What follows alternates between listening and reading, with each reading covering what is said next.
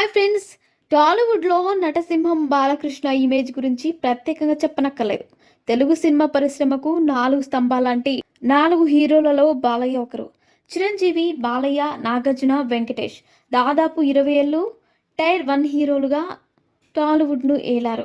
ఇప్పటికీ బాలయ్య బాబు హీరోగా వరుస సినిమాలు బ్లాక్ బస్టర్ హిట్ కొడుతూనే ఉన్నారు. ఇప్పటికే హ్యాట్రిక్ హిట్లను క్రాస్ చేసి మరో హ్యాట్రిక్ స్టార్ట్ చేస్తున్నాడు బాలకృష్ణ.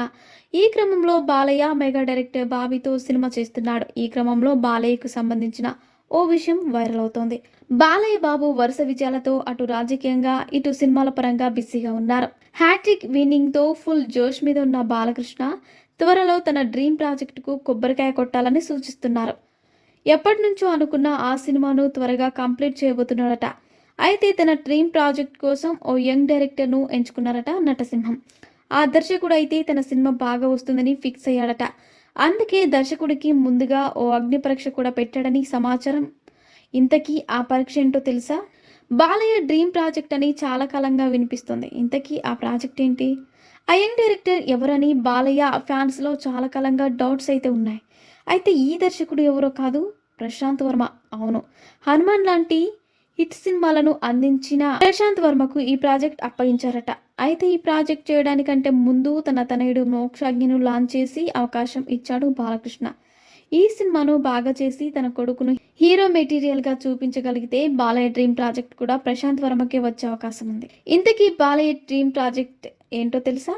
ఆదిత్య 369 సీక్వెల్. ఈ మూవీ ఎంత పెద్ద హిట్ అయిందో అందరికీ తెలిసిందే. సంగీతం శ్రీనివాసరావు డైరెక్ట్ చేసిన ఈ మూవీని బాలయ్య ఫ్యాన్స్తో పాటు టాలీవుడ్ ఆడియన్స్ను ఎంతో అలరించింది. ఈ సినిమాలో బాలయ్యను చూసి లేడీస్ ప్రేమలో పడిపోయారు. ఇక ఈ సినిమాకు సీక్వెల్గా ఆదిత్య 999 గతంలో ప్లాన్ చేశారు సంగీతం శ్రీనివాసరావు. అంతేకాదు, కథ కూడా రెడీ చేశారట. కానీ సంగీతం వయోభారంతో ఈ ప్రాజెక్టును స్టార్ట్ చేయలేదు. ప్రస్తుతం సంగీతం శ్రీనివాసరావుకు 92 ఏళ్లు కావడంతో ఈ ప్రాజెక్టును కరెక్ట్గా డీల్ చేయగలిగే దర్శకుడి కోసం చూస్తున్నారట.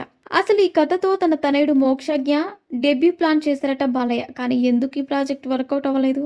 ఇక మోక్షజ్ఞ కోసం మరో సోషియో ఫ్యాంటసీ మూవీ సెట్ చేసిన బాలయ్య ఈ సినిమా తర్వాత ఆదిత్య 999 పట్టాలెక్కించబోతున్నట్లు సమాచారం. ఈ సినిమాతో పాటు సంగీతం డైరెక్ట్ చేసిన భైరవ ద్వీపం సినిమా కూడా సూపర్ హిట్ అయింది. ఈ సినిమా కూడా సీక్వెల్ చేసే ఆలోచనలో బాలకృష్ణ ఉన్నట్లు సమాచారం. చూడాలి మరి బాలయ్య ఈ మూవీని పట్టాలెక్కిస్తారా, తన డ్రీమ్ ప్రాజెక్ట్ ను హిట్ చేసుకుంటారా లేదా అని. మరిన్ని ఇంట్రెస్టింగ్ అప్డేట్స్ కోసం మా ఛానల్ని సబ్స్క్రైబ్ చేసుకోండి.